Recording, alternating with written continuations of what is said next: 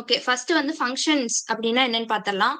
Function அப்படிங்கிறது a rule to map inputs to outputs. அதாவது இப்ப நம்ம மேத்ஸ்ல வந்து பாத்துட்டீங்கன்னா, ஃபங்ஷன்ஸ் அப்படிங்கிறது நம்ம என்னன்னு சொல்லுவோம்னா, ஃபார் எக்ஸாம்பிள் இப்ப வந்து ஒரு ஃபங்ஷன் எஃப் ஆஃப் எக்ஸ் அப்படின்னு சொல்லிட்டு ஒரு ஃபங்ஷன் கன்சிடர் பண்ணிக்கிறோம் அப்படின்னா, நம்ம அந்த ஃபங்ஷன்குள்ள இருக்கிற அந்த எஃப் ஆஃப் எக்ஸ்ன்னு எடுக்கிறோம் பாத்தீங்களா? அந்த எஃப்க்குள்ள இருக்க எக்ஸ தான் நம்ம இன்புட் அப்படின்னு சொல்லுவோம்.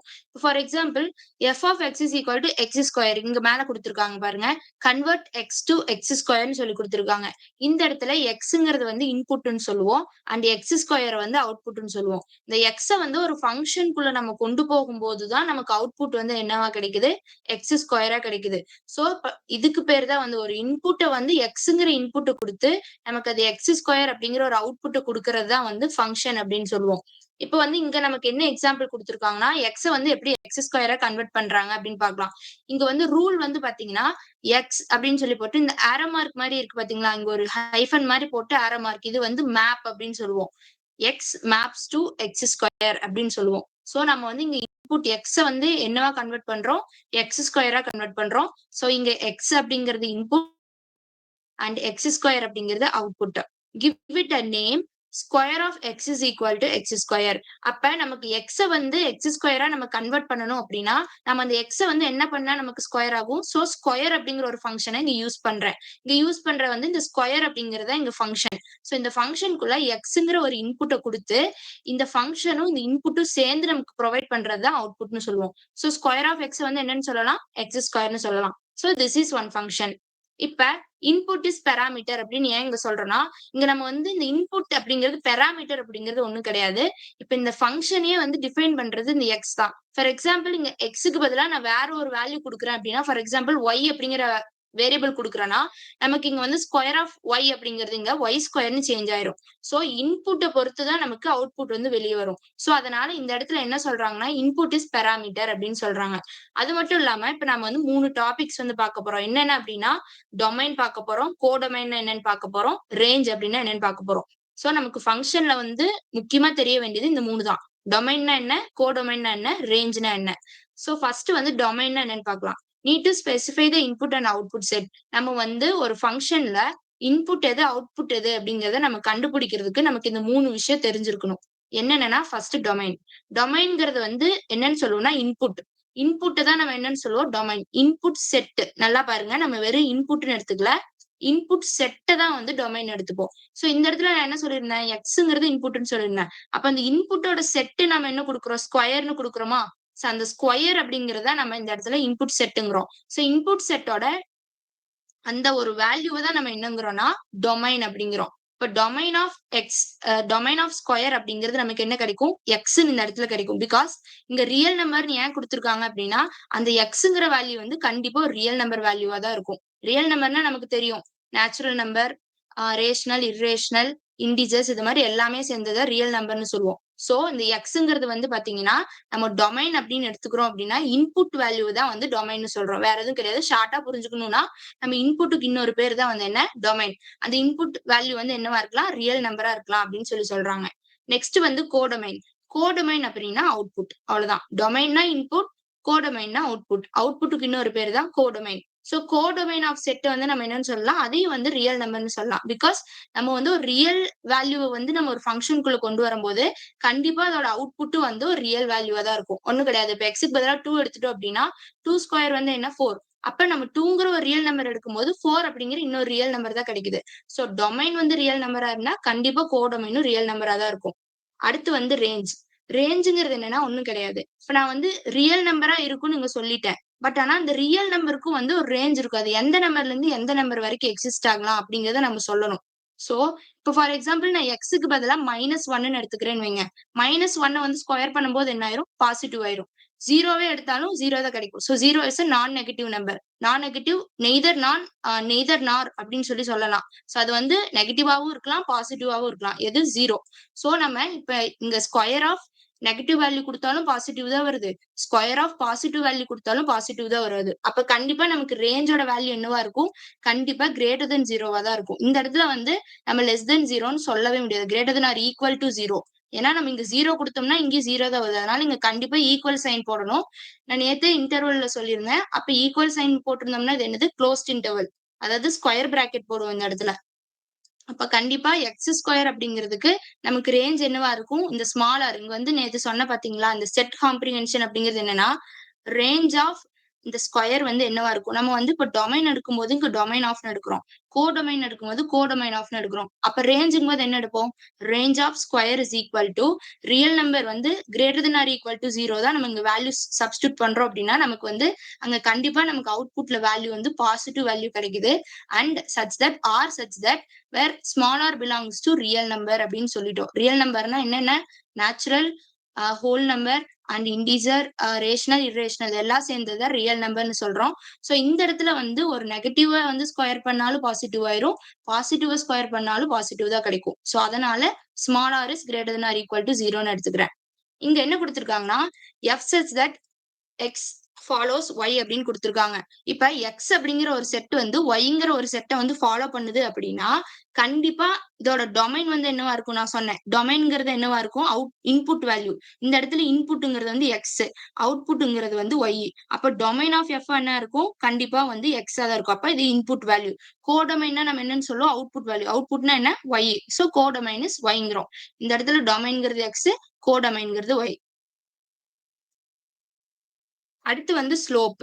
ஸ்லோப் அப்படிங்கிறது நம்ம படிச்சிருப்போம். இப்போ ஒரு ஸ்ட்ரைட் லைன் ஈக்குவேஷன் எடுக்கிறோம்னா, y is equal to mx plus cன்னு படிச்சிருப்போம். இங்க bன்னு இருக்கு. அது இன்னும் நம்ம கான்ஸ்டன்ட் எது வேணா போட்டுக்கலாம். இங்க வந்து y is equal to mx plus bன்னு இருக்கு. சோ இது வந்து ஒரு ஸ்ட்ரைட் லைன் ஈக்குவேஷன் நம்ம எல்லாத்துக்குமே தெரியும். இந்த ஸ்ட்ரைட் லைன் ஈக்குவேஷன்ல இந்த y அப்படிங்கிறது வந்து y ஆக்சிஸ் வந்து குறிக்குது. அண்ட் mx அப்படிங்கிறது இந்த xங்கிறது வந்து x ஆக்சிஸ் குறிக்குது. இந்த xக்கு முன்னாடி இருக்க இந்த வேரியபிள தான் நம்ம ஸ்லோப்ன்னு சொல்லுவோம். அண்ட் b அப்படிங்கிறது இங்க கான்ஸ்டன்ட்ன்னு சொல்லுவோம். சோ இங்க ஸ்லோப்ங்கிறது எந்த இடத்துல வருதுன்னா, நமக்கு இந்த y-யும் இந்த b-யும் வந்து நமக்கு வந்து கான்ஸ்டன்ட் வேல்யூ தான். நம்ம ஈக்குவேஷன்ல எடுத்துட்டோம்னா இது 2ம் கான்ஸ்டன்ட்டா தான் இருக்கும். பட் ஆனா இந்த ஸ்லோப்ப பொறுத்து நமக்கு x ஆக்சிஸ் வேல்யூ மட்டும் சேஞ்ச் ஆயிட்டு வரும். இத வந்து நம்ம இன்னொரு மெத்தட்லயும் கூட எழுதலாம். x is equal to my plus bன்னு எழுதலாம். இது வந்து இன் டெர்ம்ஸ் ஆஃப் y ல குடுத்திருக்காங்க. நம்ம வந்து இந்த ஈக்குவேஷன இன் டெர்ம்ஸ் ஆஃப் x ல எழுதினாலும் தப்பு இல்ல. பட் ஆனா நம்ம எப்பவுமே சின்ன வயசுல இருந்து நம்ம பேசிக்ஸ்ல பார்த்தது வந்து in terms of y is equal டூன்னு தான் படிச்சிருக்கோம். இதுவும் கரெக்ட் தான், அதுவும் கரெக்ட் தான். 2 வேல எழுதலாம். So y is equal to mx plus bன்னு இருக்கு. இங்க yங்கிறது y ஆக்சிஸ் குறிக்குது. x அப்படிங்கிறது வந்து x ஆக்சிஸ் குறிக்குது. b அப்படிங்கிறது ஒரு கான்ஸ்டன்ட் டெர்ம். அண்ட் m அப்படிங்கிறது வந்து பாத்தீங்கன்னா ஸ்லோப்ன்னு சொல்றோம். இந்த ஸ்லோப் வந்து x ஆக்சிஸ் வேல்யூவ வந்து டிட்டர்மைன் பண்ணுது. அதுதான் இங்க கீழ ஃபுல்லா குடுத்திருக்காங்க. ஓகே. இப்ப ஸ்லோப்புக்கு பாருங்க எக்ஸாம்பிள் பார்க்கலாம். இப்ப வந்து ஒரு ஃபங்ஷன் குடுத்துக்குறாங்க. ஃபங்ஷன்னாலே நம்ம எப்படி டினோட் பண்ணுவோம்? எஃப் ஆஃப் எக்ஸ் அப்படின்னு சொல்லி டினோட் பண்ணுவோம். இந்த இடத்துல வந்து எக்ஸ்ங்கிறது வந்து நமக்கு என்ன? ஒரு டொமைன். அதாவது இன்புட் வேல்யூ வந்து டொமைன்னு சொல்லியிருந்தேனா, so f of x is equal to 3.5x plus 5.7ன்னு குடுத்துருக்காங்க. சோ இந்த இடத்துல பார்த்தீங்கன்னா 3.5 அப்படிங்கிறது ஸ்லோப்புங்கிறாங்க. எப்படி ஸ்லோப்ன்னு சொல்றோம்? நம்ம லாஸ்ட் ஃபார்முலால பார்த்தோமா? எக்ஸ்க்கு முன்னாடி இருக்க வேரியபிள வந்து எம்ன்னு இங்க டினோட் பண்ணியிருக்காங்க. இதத்தான் வந்து நம்ம ஸ்லோப்ன்னு சொல்றோம். சோ அதே மாரி இந்த இடத்துல எக்ஸ்க்கு முன்னாடி நமக்கு என்ன இருக்கு? 3.5 இருக்கு. சோ 3.5 தான் இந்த ஈக்குவேஷன்ல ஸ்லோப்ன்னு சொல்றோம்.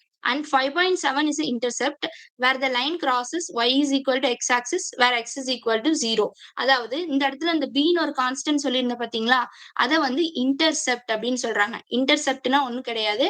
இப்போ ஃபார் எக்ஸாம்பிள் இந்த இடத்துல வந்து x ஓட வேல்யூ வந்து மைனஸ் இன்ஃபினிட்டில இருந்து பிளஸ் இன்ஃபினிட்டி வரையும் இருக்கலாம். இப்ப நான் வந்து ஃபார் எக்ஸாம்பிள் எக்ஸ்க்கு பதிலா 0 எடுத்துட்டேன் அப்படின்னா, இந்த ஃபுல் டெர்ம் என்ன ஆயிடும்? 0 ஆயிடும். இப்ப f of 0 is equal to just 5.7 கிடைக்குமா? சோ இந்த 5.7ங்கிறது வேற எதுவும் கிடையாது. எக்ஸோட வேல்யூ இங்க வந்து 0 ஆகும்போது கரெக்ட்டா வந்து பாத்தீங்கன்னா, இந்த கிரீன் லைன் பாருங்க. கிரீன் லைன் வந்து கரெக்ட்டா 5.7ல வந்து இன்டர்செப்ட் ஆகுது. எதுல? y ஆக்சிஸ்ல வந்து இன்டர்செப்ட் ஆகுது. எப்ப x இஸ் ஈக்குவல் டூ 0வும் y y ஆக்சிஸ்ல வந்து இன்டர்செப்ட் ஆகுது. தெரியுதா? 5.7ல. சோ அதத்தான் வந்து இன்டர்செப்ட் அப்படின்னு சொல்றாங்க. இப்ப இந்த இடத்துல yங்கிறது ஜஸ்ட் நம்ம டிஃபைன் பண்ற ஃபங்ஷன் அண்ட் mங்கிறது slope, x is a x axis and b is a intercept அப்படின்னு சொல்றாங்க. அண்ட் நெக்ஸ்ட் பாருங்க. Changing the slope and intercept produce different line. அதாவது நம்ம ஸ்லோப்பையும் இன்டர்செப்டையும் வந்து சேஞ்ச் பண்றோம் அப்படின்னா, அதாவது அதோட வேல்யூஸ சேஞ்ச் பண்ணும்போது நமக்கு கண்டிப்பா டிஃபரெண்டான ஒரு லைன்ஸ் தான் கிடைக்கும். ஏன்னா நமக்கு 3.5 அண்ட் 5.7 வந்து குடுக்கும்போது நமக்கு இந்த கிரீன் லைன் கிடைக்குது அப்படின்னா, நம்ம இப்ப 3.5 மைனஸ் 1.2 குடுக்கும்போது நெக்ஸ்ட் பர்பிள் லைன் கிடைக்கும். அதே மாதிரி நான் வேல்யூ மாத்த மாத்த எனக்கு வந்து லைனோட டைரக்ஷனும் வந்து சேஞ்ச் ஆகுது. தெரியுதா? சோ நம்ம நெகட்டிவ் வேல்யூ, பாசிட்டிவ் வேல்யூ மாத்தி மாத்தி குடுக்கும்போது என்ன ஆகும்? நமக்கு லைன் வந்து சேஞ்ச் ஆகிட்டே வரும். அது எல்லாத்துக்குமே தெரியும். சோ இது வந்து கான்ஸ்டன்ட் கிடையாது. நமக்கு 3.5 குடுத்து 5.7 குடுத்தாலும் ஒரே லைன் தான் கிடைக்கணும். இல்லன்னா 3.5 குடுத்து -1.2 குடுத்தாலும் நமக்கு 2ம் சேம் லைனா கிடைக்கணுங்கிறதெல்லாம் கிடையாது. ஸோ வேல்யூஸ் சேஞ்ச் பண்ண நமக்கு கிராஃப்லயும் வந்து பார்த்தீங்கன்னா, லைன் வந்து சேஞ்ச் ஆகும் அப்படின்னு சொல்லியிருக்காங்க. ஸோ இந்த இடத்துல ஸ்லோப்ங்கிறது என்ன? எக்ஸ்க்கு முன்னாடி இருக்க வேல்யூ சொல்றாங்க. இன்டர்செப்ட் அப்படிங்கிறது இந்த பின்னாடி இருக்க அந்த கான்ஸ்டன்ட் சொல்றாங்க. அது 2ம் மாற மாற நமக்கு லைனோட ஈக்குவேஷன்ஸும் சேஞ்ச் ஆயிட்டே வருங்கிறாங்க.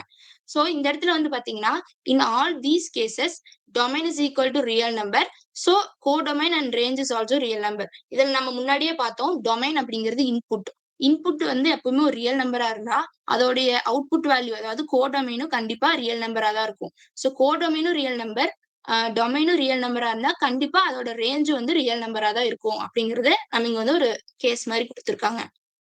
அடுத்து வந்து பாத்தீங்கன்னா, இன்னொரு ஃபங்ஷன். அந்த இடத்துல நம்ம என்னன்னு பார்த்தோம், எக்ஸ்ன்னு சொல்லிட்டு ஒரு அவுட்புட் குடுத்து, எக்ஸ் ஸ்கொயரா வந்துச்சு. பட் ஆனா இங்க ஸ்கொயர் ரூட் ஆஃப் எக்ஸ்ன்னு சொல்லி எடுத்து பார்க்கிறோம். இப்ப இந்த ஃபங்ஷன்ல பாத்தீங்கன்னா, இது வந்து ஒரு ஃபங்ஷனா அப்படின்னு சொல்லி கேட்கறாங்க. இப்ப நம்ம வந்து அதுக்கு என்ன சொல்லலாம்? 5 square is equal to -5 the whole square is equal to 25. Okay. இப்ப 5 ஸ்கொயர்னாலும் நமக்கு 25 தான் கிடைக்குது. -5 அப்படின்னாலும் -5 த ஹோல் ஸ்கொயர்னாலும் 25 தான் கிடைக்குது. இப்ப ஃபார் எக்ஸாம்பிள் வந்து பாத்தீங்கன்னா, நமக்கு எக்ஸோட வேல்யூ 5 ஸ்கொயர் குடுத்தாலும் 25 தான் கிடைக்குது. -5 ஸ்கொயர் குடுத்தாலும் 25 தான் கிடைக்குது. சோ இந்த இடத்துல வந்து பாத்தீங்கன்னா, நமக்கு 2 ஆப்ஷன் இருக்கு.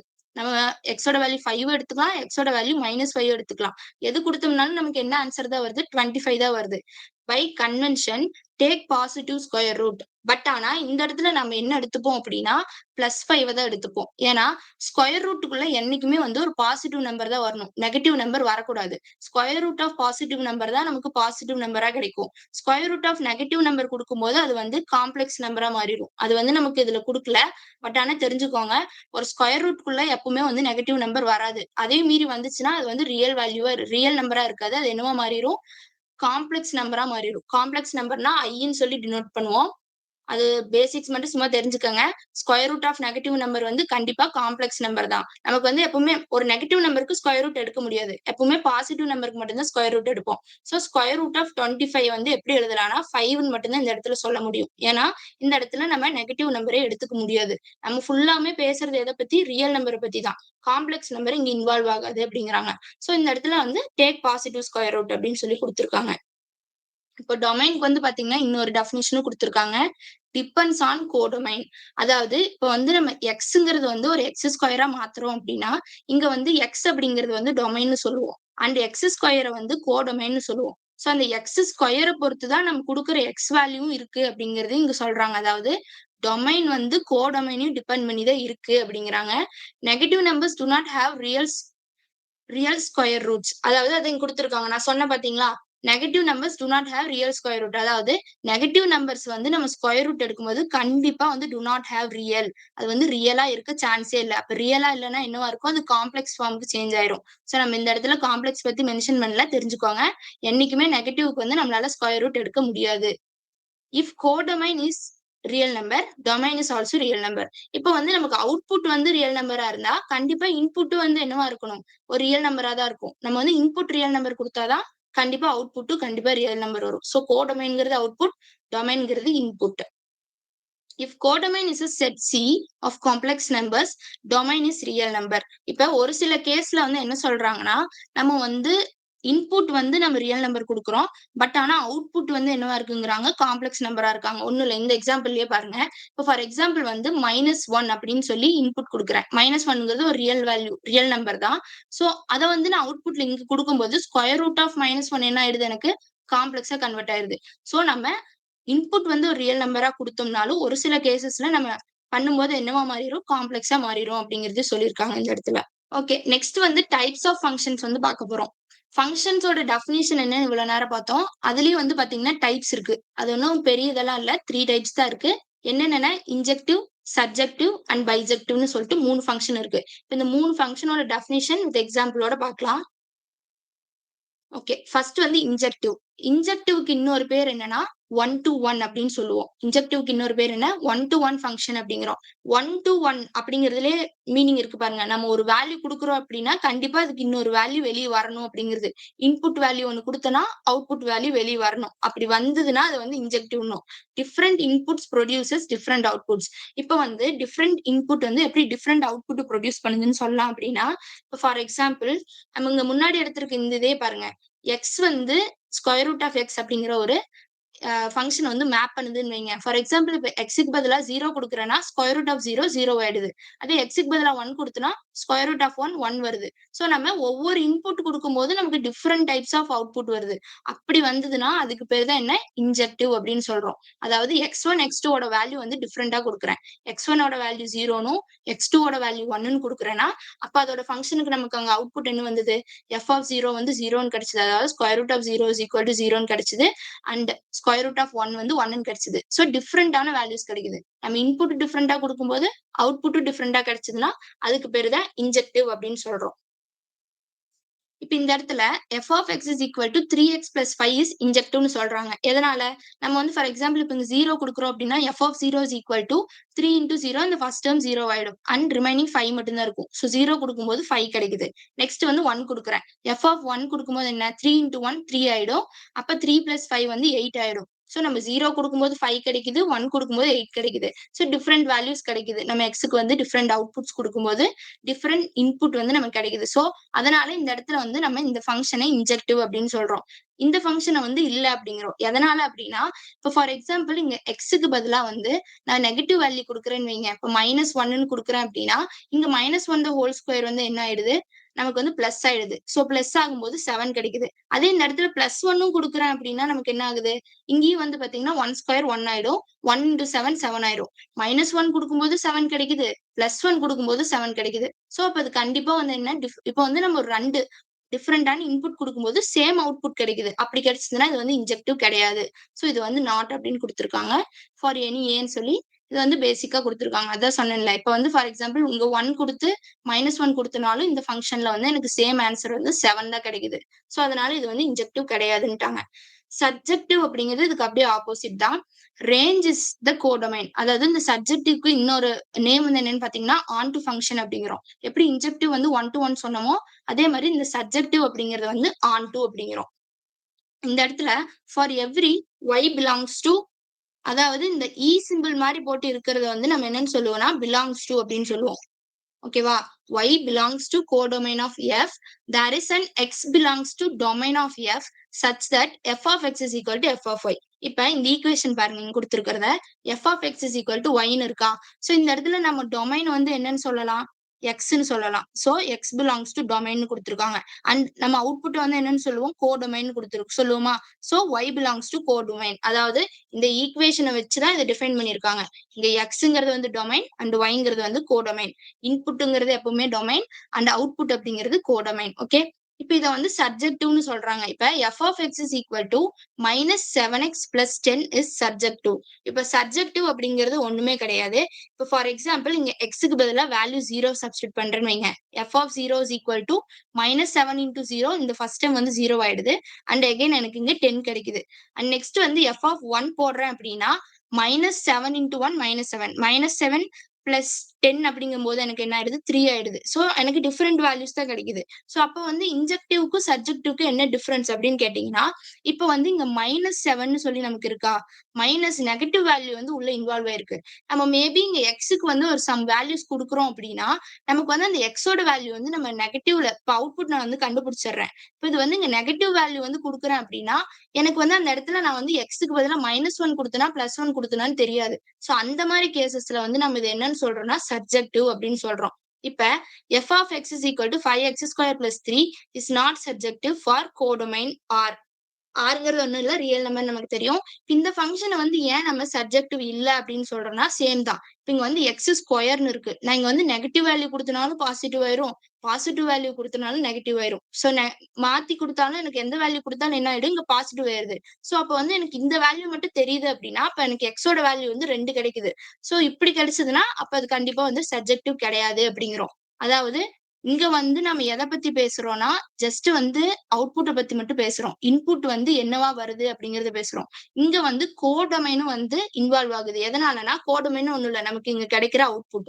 அந்த அவுட்புட்டோட வேல்யூ வந்து பாத்தீங்கன்னா, ரியல் நம்பருக்குள்ள எக்ஸிஸ்ட் ஆகுதுன்னு சொல்ட்டாங்க. பட் ஆனாலும் இது வந்து சப்ஜெக்டிவ் இல்ல. ஏன்னா, எக்ஸ்க்கு வந்து 2 வேல்யூ கிடைக்குது. நமக்கு எப்பவுமே வந்து சிங்கிள் வேல்யூ தான் கிடைக்கணும். அப்படி கிடைச்சா மட்டும் தான் அத வந்து இன்ஜெக்டிவ்னு சொல்லுவோம். And f of x is equal to 7 into root x is not subjective for codomain. Same தான். இப்ப எக்ஸ்க்கு வந்து நம்ம பாசிட்டிவ் வேல்யூ குடுத்தோம்னா, square root of positive number குடுத்துட்டு போயிருவேன். ஒருவேளை நெகட்டிவ் வேல்யூ குடுத்தோம்னா, நான் ஆல்ரெடி சொன்ன மாரி தான், square root of negative number என்ன ஆயிடும்? காம்ப்ளெக்ஸா மாறிடும். சோ அத வந்து நம்மளால டிஃபைனே பண்ண முடியாது. அதனால இது வந்து சப்ஜெக்டிவ் கிடையாது அப்படின்ட்டாங்க. ஃபர்ஸ்ட் 2 டைப்ஸ் ஆஃப் ஃபங்ஷன்ஸ் இது. அண்ட் 3 டைப் வந்து பாத்தீங்கன்னா, பைஜெக்டிவ். பைஜெக்டிவ் அப்படிங்கிறதுக்கு இன்னொரு டைப் என்னன்னா, ஒன் to ஒன் அப்படின்னு சொல்றோம். ஒன் to ஒன்ங்கிறது வந்து பைஜெக்டிவ். அதாவது 1 to 1ங்கிறது என்ன? இன்ஜெக்டிவ்னு சொன்னோமா? அண்ட் சப்ஜெக்டிவ்ங்கிறது வந்து ஆன் டூன்னு சொல்றோம். இது 2மே சேர்ந்தது. போத் ஒன் to ஒன்னும் ஆன் டூவும் சேர்ந்தது தான் என்னங்கிறோம்? பைஜெக்டிவ் அப்படிங்கிறோம். டொமைன் அண்ட் கோடொமைன் 2மே இன்வால்வ் ஆகும். டொமைன்ங்கிறது வந்து இன்புட், கோடொமைன்ங்கிறது வந்து output. Every x belongs to domain, f maps to the distinct y. அதாவது நான் ஆல்ரெடி சொன்னேன்ல, நமக்கு வந்து இன்ஜெக்டிவ் அப்படின்னா என்ன இருக்கணும்? ஒரு எக்ஸ் வேல்யூ குடுக்கும்போது எனக்கு அதுக்கான அவுட்புட் வந்து டிஃபரெண்டா தான் கிடைக்கணும். அதே இப்ப வேற ஒரு எக்ஸ் வேல்யூ குடுக்கும்போது அதுக்குன்னு தனியா தான் ஒரு அவுட்புட் கிடைக்கணும். அப்படி கிடைச்சதுன்னா அது வந்து இன்ஜெக்டிவ். அதே மாரி சப்ஜெக்டிவ்னா என்ன? y is equal to f of xன்னு இருக்குன்னா, இந்த இடத்துல இந்த yங்கிறத வந்து நம்ம என்னன்னு சொல்றோம்னா, கோடொமைன்னு சொல்றோம். ஃபங்ஷனுக்குள்ள இருக்க அந்த இன்புட் வேல்யூ வந்து என்னன்னு சொல்றேன்? டொமைன்னு சொல்றேன். எப்பவுமே இன்புட் வந்து டொமைன் அண்ட் அவுட்புட் வந்து கோடொமைன் அப்படிங்கிறோம். இந்த மாரி யூனிக் ப்ரீ இமேஜஸ் அப்படின்னா, இப்ப நல்லா தெரிஞ்சுக்கங்க 2க்கும் டிஃபரன்ஸ் இருக்கு. ஒரு சிலருக்கு இன்ஜெக்டிவ், சப்ஜெக்டிவ் குழப்புற மாரி இருக்கும். இன்ஜெக்டிவ்ங்கிறது வந்து அவுட்புட் குடுத்து இன்புட்ட கம்பேர் பண்றது. சப்ஜெக்டிவ் அப்படிங்கிறது மாத்தி சொல்ட்டேன். இன்ஜெக்டிவ் அப்படிங்கிறது இன்புட் குடுத்து அவுட்புட் பண்றது. சப்ஜெக்டிவ் அப்படிங்கிறது அவுட்புட்ட வச்சு இன்புட் சொல்றது தான் சப்ஜெக்டிவ். ஓகேவா? இப்போ ஒன் to ஒன் அப்படிங்கிறது நம்ம எக்ஸ வச்சு ஒய் சொல்றது வந்து இன்ஜெக்டிவ். சப்ஜெக்டிவ்னா ஒய்ய வச்சு எக்ஸ சொல்றது வந்து சப்ஜெக்டிவ். ஓகேவா? இங்க வந்து யூனிக் ப்ரீ இமேஜஸ் அப்படிங்கிறது என்ன டினோட் பண்ணுதுன்னா, ஒய் to எக்ஸ் அதாவது அவுட்புட்ல இருந்து இன்புட்க்கு போறத வந்து நம்ம என்னன்னு சொல்றோம்னா சப்ஜெக்டிவ்னு சொல்றோம். இங்க ஒரு தியரம் குடுத்திருக்காங்க. A function is bijective if and only if it is injective and subjective. இப்ப நம்ம ஒரு ஃபங்ஷன் வந்து பைஜெக்டிவ் ஃபங்ஷன் அப்படின்னு சொல்றோம்னா, அது வந்து 2 கண்டிஷனையும் சாட்டிஸ்ஃபை பண்ணியிருக்கணும். என்ன? இன்ஜெக்டிவாவும் இருக்கணும் அண்ட் சப்ஜெக்டிவாவும் இருக்கணும். இன்ஜெக்டிவ்க்கு இன்னொரு பேர் என்ன? One to one function. சப்ஜெக்டிவ்க்கு இன்னொரு பேர் வந்து ஆன் டூ ஃபங்ஷன் அப்படிங்கிறோம். இது 2ம் சேர்ந்தது தான் நம்ம பைஜெக்டிவ் அப்படிங்கிறோம். From the definition, if a function is bijective, it is injective and subjective. Same தான் அதே தான் குடுத்திருக்காங்க. ஒரு ஃபங்ஷன் வந்து பைஜெக்டிவா இருக்கணும் அப்படின்னா, அது கண்டிப்பா இன்ஜெக்டிவாவும் இருக்கணும், சப்ஜெக்டிவாவும் இருக்கணும் அப்படின்னு சொல்றாங்க. Suppose a function f is injective and subjective. இப்ப வந்து ஒரு ஃபங்ஷன் வந்து போத் இன்ஜெக்டிவ் அண்ட் சப்ஜெக்டிவ் அப்படியா இருந்ததுன்னா, இன்ஜெக்டிவிட்டி guarantees that f satisfies the first condition of bijection. அதாவது இத தான் சொல்றாங்க. ஃபர்ஸ்ட் கண்டிஷன் 2 கண்டிஷன் இருக்கு பைஜெக்டிவ்ல. ஃபர்ஸ்ட் கண்டிஷன் வந்து என்ன சொல்லியிருக்காங்க? எக்ஸ்ங்கிறது வந்து டொமைனாவும், ஒய்ங்கிறது வந்து கோடொமைனாவும் இருக்கணுங்கிறாங்க. அதே மாரி surjectivity says every y belongs to codomain F has a pre-image. Injectivity guarantees this pre-image is unique. Same இந்த 2 பாயிண்ட் எதை இங்கேயும் சொல்றாங்க. அதாவது இந்த இடத்துல வந்து f of x அதாவது நான் சொன்னேன்ல அவுட்புட்ட வச்சு நம்ம இன்புட் சொல்றது வந்து சப்ஜெக்டிவ். இன்புட்ட வச்சு அவுட்புட் சொல்றது வந்து இன்ஜெக்டிவ். சோ இந்த 2 கண்டிஷனுமே சாட்டிஸ்ஃபை ஆச்சுன்னா அது கண்டிப்பா ஒரு பைஜெக்டிவ் ஃபங்ஷனா இருக்கும் அப்படிங்கிறாங்க. ஓகே. நெக்ஸ்ட் வந்து எக்ஸாம்பிள் பார்க்கலாம் ஃபங்ஷனுக்கு. What range of values does the output span? அதாவது இப்ப நம்ம இங்க வந்து நமக்கு ஒரு 3 ஃபங்ஷன் குடுத்திருக்காங்க. இந்த 3 ஃபங்ஷனுக்கு என்னென்ன அவுட்புட் வருதுன்னு பார்க்கலாம் அப்படிங்கிறாங்க. இப்போ for example f of x is equal to x square அப்படிங்கிற ஒரு ஃபங்ஷன் எடுத்துக்கிறேன்னு வைங்க. இங்க வந்து நான் xக்கு பதிலா என்ன வேல்யூ வேணா எடுத்துக்கலாம். மைனஸ் இன்ஃபினிட்டில இருந்து பிளஸ் இன்ஃபினிட்டி வரை எடுத்துக்கிறேன். ஃபார் எக்ஸாம்பிள் இப்ப -2 அப்படிங்கிற ஒரு வேல்யூ எடுக்கிறேன்னா, -2 த ஹோல் ஸ்கொயர் என்ன ஆயிடுது? +2 ஆயிடுது. So greater than 0. அதாவது 0க்கு மேல தான் இருக்கு. அண்ட் இப்ப ஃபார் எக்ஸாம்பிள் எக்ஸ்க்கு பதிலா 1 எடுத்தேன்னா 1 ஸ்கொயர் 1 ஆயிடுது. சோ இங்க வந்து பாத்தீங்கன்னா நமக்கு அவுட்புட்டோட வேல்யூ இஸ் ஆல்வேஸ் பாசிட்டிவ்னு குடுத்திருக்காங்க. ஏன்னா நம்ம எந்த ஒரு நெகட்டிவ் வேல்யூவ ஸ்கொயர் பண்ணனாலும் பாசிட்டிவ் ஆயிரும். பாசிட்டிவ் வேல்யூவ ஸ்கொயர் பண்ணாலும் பாசிட்டிவ் வேல்யூ தான் கிடைக்கும். சோ இந்த ஒரு ஃபங்ஷன் வந்து பாத்தீங்கன்னா நம்ம பாசிட்டிவ் அப்படிங்கிறோம். இதோட ரேஞ்ச் வந்து எதுல இருந்து எதுக்குள்ள இருக்குங்கிறாங்க? 0 to plus infinity. பாசிட்டிவ்னாலே நம்ம என்னன்னு சொல்லுவோம்? 0 to plus infinity வரையும் சொல்லுவோம். அண்ட் செகண்ட் ஃபங்ஷன் பார்த்தீங்கன்னா, f of x is equal to x cube minus 3x square plus 5 அப்படின்னு குடுத்திருக்காங்க. சேம் தான். இதுக்கு எப்படி நம்ம x ஓட வேல்யூ சப்ஸ்டிட்யூட் பண்ணோமோ, இதே மாரி x க்கு வேல்யூ சப்ஸ்டிட்யூட் பண்ணலாம். ஃபார் எக்ஸாம்பிள் 0 சப்ஸ்டிட்யூட் பண்றேன் அப்படின்னா, f of 0 is equal to இந்த டெர்ம் 0 ஆயிடும். இந்த டெர்ம் 0 ஆயிடும். எனக்கு பிளஸ் 5 கிடைக்குது. ஃபார் எக்ஸாம்பிள் இப்ப -1 குடுக்குறேன் அப்படின்னா, -1 கியூப் வந்து -1 தான். அண்ட் -1 ஸ்கொயர் வந்து +1 ஆயிடும். ஸோ -1, -3, -4, -4, 5 குடுக்கும்போது எனக்கு 1 கிடைக்குது. ஸோ அதுவும் வந்து பாசிட்டிவா தான் இருக்கு. இத விட நான் கிரேட்டரான ஒரு நெகட்டிவ் வேல்யூ குடுக்குறேன்னு வைங்க. ஃபார் எக்ஸாம்பிள் ஒரு -6 அந்த மாரி குடுக்குறேன்னா, இங்க கண்டிப்பா நெகட்டிவ் வேல்யூ எக்ஸிஸ்ட் ஆகும். ஸோ அப்படி எக்ஸிஸ்ட் ஆகும்போது எனக்கு நெகட்டிவும் கிடைக்குது, பாசிட்டிவும் கிடைக்குது. அதனால இது -infinity to +infinity அப்படின்னு சொல்றேன். அண்ட் தேர்ட் ஃபங்ஷன் பாருங்க. f of x is equal to 5 sin of x. இந்த இடத்துல வந்து பாத்தீங்கன்னா நமக்கு ட்ரிக்னாமெட்ரிக் ஃபங்ஷன் இன்வால்வ் ஆயிருக்கு. ட்ரிக்னாமெட்ரிக் ஃபங்ஷன்னா இந்த sin, cos, tan இந்த மாதிரிலாம் படிக்கிறோம்ல, அதெல்லாம் வந்து ட்ரிக்னாமெட்ரிக் ஃபங்ஷன்ங்கிறோம். அதுலயும் வந்து நம்ம ஃபங்ஷன் எழுதலாம். இதெல்லாம் வந்து பாத்தீங்கன்னா, இது வந்து f of x is equal to x ஸ்கொயர்ங்கிறது குவாட்ரடிக் அப்படின்னு சொல்லுவோம். இது வந்து கியூபிக் ஈக்குவேஷன் அப்படின்னு சொல்லுவோம். அதே மாதிரி இது வந்து ட்ரிக்னாமெட்ரிக் ஈக்குவேஷன் அப்படின்னு சொல்லுவோம். ஸோ ஃபங்ஷன்லயே வந்து டிஃப்ரெண்ட் டைப்ஸ் ஆஃப் ஈக்குவேஷன்ஸ் இருக்கு. இப்போ வந்து எக்ஸ் மட்டும் வந்தது அப்படின்னா அது வந்து லீனியர் ஈக்குவேஷன், அதாவது ஸ்ட்ரைட் லைன் ஈக்குவேஷன். ஸ்கொயர் வந்ததுன்னா அதை குவாட்ரடிக் ஈக்குவேஷன் அப்படின்னு சொல்லுவோம். கியூப் வந்தா அது கியூபிக் ஈக்குவேஷன் அப்படின்னு சொல்லுவோம். அதே மாதிரி இந்த மாதிரி ஏதாவது trigonometric function sine, cos, tan, cot, cosecant, secant இந்த மாதிரி ட்ரிக்னாமெட்ரிக் டேர்ம் வந்து இன்வால்வ் ஆயிருந்தது அப்படின்னா அது வந்து ட்ரிக்னாமெட்ரிக் ஈக்குவேஷன் அப்படின்னு சொல்லுவோம். இல்லைன்னா அல்ஜிப்ரிக் ஈக்குவேஷன் அப்படின்னு. இதெல்லாம் வந்து பாத்தீங்கன்னா இந்த பாலினாமியல் ஈக்குவேஷன், அல்ஜிப்ரிக் ஈக்குவேஷனும் இதை வந்து சொல்லலாம். எது இந்த எக்ஸ் ஸ்கொயர், எக்ஸ் கியூப் அப்படிங்கறத வந்து அல்ஜிப்ரிக் ஈக்குவேஷனும், இதை வந்து ட்ரிக்னாமெட்ரிக் ஈக்குவேஷன் அப்படின்னு சொல்லுவோம். இது வந்து ஹேஸ் அ பவுண்டட் ரேஞ்ச். இதை ஏன் பவுண்டட் ரேஞ்ச் அப்படிங்கிறோம்னா, எப்பவுமே வந்து பாத்தீங்கன்னா சைனோட வேல்யூ வந்து -1 to +1 குள்ளதான் இருக்கும். இது வந்து வெல் டிஃபைன்டு. ஓகேவா? சோ அதனால இது வந்து ஒரு ரேஞ்ச், பவுண்டட் ரேஞ்சுக்குள்ளதான் அக்கர் ஆகுது. இப்ப இந்த ஃபங்ஷன்ல பார்த்தோம்னா பிளஸ் இன்ஃபினிட்டின்னு சொல்றோம். அப்ப வந்து அது எவ்வளவு பெரிய வேல்யூவா வேணா இருக்கலாம். அதே மாதிரி இந்த வேல்யூ -infinity to +infinity. இப்ப -infinityலயும் போயிட்டே இருக்கும், +infinityலயும் போயிட்டே இருக்கும். இதுக்கு எண்டே கிடையாது. பட் ஆனா நம்மளுடைய இந்த ட்ரிக்னாமெட்ரிக் ஃபங்ஷன் பாத்தீங்கன்னா ஒரு குறிப்பிட்ட வேல்யூ மட்டும்தான் இருக்கும். எதுல இருந்துன்னா -1 இருந்து +1 வரையும். இங்க ஏன் -5 to +5 கொடுத்திருக்காங்கன்னா நமக்கு இந்த ஃபங்ஷன்ல எது வந்து மல்டிபிள் ஆயிருக்கு? 5 மல்டிபிள் ஆயிருக்கு. அப்ப நம்மளுடைய ரேஞ்சஸ் வந்து என்னன்னு தெரியும் சைனுக்கு? -1 to +1 தெரியும். அப்ப -1 into 5 -5 ஆயிடும். +1 into 5 +5 ஆயிடும். அதனால இந்த ஈக்குவேஷன்ல நமக்கு ரேஞ்ச் வந்து -5 to +5 அப்படின்னு எடுத்துக்கிறோம். ஓகே. இப்ப ஃபைனலா பாத்தீங்கன்னா சம்மரி பார்க்கலாம் ஃபங்ஷனுக்கு. A function is given by a rule mapping input to output. அதாவது நம்ம ஆல்ரெடி சொன்னோம். ஒரு ஃபங்ஷன் அப்படிங்கிறது என்ன? நம்ம ஒரு இன்புட் குடுத்து அவுட்புட்ட வெளிய கொண்டு வந்து ஒரு ஃபங்ஷனுக்குள்ள அந்த இன்புட்ட வந்து நம்ம இது பண்ணி அதுல இருந்து நம்ம அவுட்புட் எடுக்கிறது தான் வந்து நம்ம ஃபங்ஷன் அப்படிங்கிறோம். இங்க வந்து டெஃபினிஷன் பார்த்தோம். டொமைன்னா என்னன்னு பார்த்தோம். கோடொமைன்னா என்னன்னு பார்த்தோம். ரேஞ்ச் அப்படின்னா என்னன்னு பார்த்தோம். டொமைன்ங்கிறது இன்புட் வேல்யூ, கோடொமைன்ங்கிறது அவுட்புட் வேல்யூ, ரேஞ்ச் அப்படிங்கிறது இந்த 2 வேல்யூவும் சேர்ந்து எந்தெந்த வேல்யூக்குள்ள எக்ஸிஸ்ட் ஆகுதுன்னு சொல்றது range. Associate of relation RF with each function, அதாவது ஒவ்வொரு ஃபங்ஷனுக்கும் ரியல் நம்பர்ல எப்படி அது எக்ஸிஸ்ட் ஆகுது அப்படிங்கிறத பார்த்தோம். அது மட்டும் இல்லாம இன்ஜெக்டிவ்னா என்னன்னு பார்த்தோம், சர்ஜெக்டிவ்னா என்னன்னு பார்த்தோம். அண்ட் பைஜெக்டிவ் அப்படின்னா, பைஜெக்ஷன் அப்படின்னா injective, both injective and surjective இருக்கிறத பைஜெக்ஷன்ங்கிறோம். அதாவது bijection establish that domain and codomain have same cardinality. இந்த கார்டினாலிட்டி அப்படிங்கிறது என்னன்னா ஒண்ணும் இல்ல, ஒரு செட்டுக்குள்ள எத்தனை எலமெண்ட் இருக்குன்னு கவுண்ட் பண்றதா கார்டினாலிட்டி அப்படின்னு சொல்லுவோம். அந்த கார்டினாலிட்டி வந்து பாத்தீங்கன்னா டொமைனுக்கும் கோடொமைனுக்கும் சேமா இருக்கு அப்படிங்கறத வந்து எது சொல்லுதுன்னா பைஜெக்ஷன் சொல்லுது. அதாவது நம்ம வந்து எக்ஸ் அப்படிங்கிற ஒரு டொமைன் எடுத்துட்டு அதோட அவுட்புட் வந்து எக்ஸ் ஸ்கொயர்னு வருதுன்னா, அப்ப நமக்கு வந்து இங்க ஒரு வேல்யூ கொடுக்கும்போது எனக்கு டொமைன்லயும் கோடொமைன்லயும் வந்து ஒரு வேல்யூ தான் கிடைக்குது. சோ அப்ப ரெண்டுக்குமே வந்து என்ன அந்த வேல்யூஸ் கிடைக்கிற வேல்யூஸோட நம்பர் வந்து ஈக்குவல் தான். சோ அதனாலதான் ஹேவ் சேம் கார்டினாலிட்டி அப்படின்னு இருக்காங்க. கார்டினாலிட்டினா நம்பர் ஆஃப் எலமெண்ட்ஸ் அப்படின்னு அர்த்தம். ஃபங்ஷன்ல இது வரைக்கும் யாருக்காவது டவுட் இருக்கா? நெக்ஸ்ட் வந்து பேசிக் கான்செப்ட்ஸ்குள்ள போய்க்கலாம். யாருக்காவது டவுட் இருந்தா இப்பவே கேளுங்க, ஃபங்ஷன்ல சொல்லி தரேன். எனக்கு ஒரு டவுட் இருக்கு. கேளுங்க. என்னன்னா இன்ஜெக்டிவ் கிளியரா புரிஞ்சிடுச்சு. ஸோ ஒரு வேல்யூ கொடுக்கும்போது ஒரு வேல்யூ வரணும், டிஃப்ரெண்ட் வேல்யூ வரணும். சப்ஜெக்டிவ் மட்டும் இன்னும் கன்ஃபியூஷனா இருக்கு. நான் புரிஞ்சது என்னன்னா ஒரு வேல்யூ கொடுத்தா அதுக்கு 2 வேல்யூ அவுட்புட் வருமா? சொல்லித்தரேன். இப்ப இன்ஜெக்டிவ் அப்படிங்கிறது நம்ம x1க்கு ஒரு வேல்யூ கொடுக்கும்போது அதுக்கான அவுட்புட் ஒரு வேல்யூ கிடைக்குது.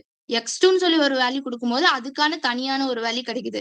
இது வந்து நம்ம அவுட்புட்ல இருந்து இன்புட்ல இருந்து அவுட்புட் சொல்றது இன்ஜெக்டிவ். இப்போ வந்து சர்ஜெக்டிவ் அப்படிங்கிறது அதுக்கு அப்படியே ஆப்போசிட். அதாவது நான் வந்து இங்க x1 வச்சு அதோடைய அவுட்புட் டிஃபைன் பண்றேன். ஆனா இந்த இடத்துல வந்து பாத்தீங்கன்னா சர்ஜெக்டிவ்ல இந்த இடத்துல குடுத்திருக்காங்க பாருங்க.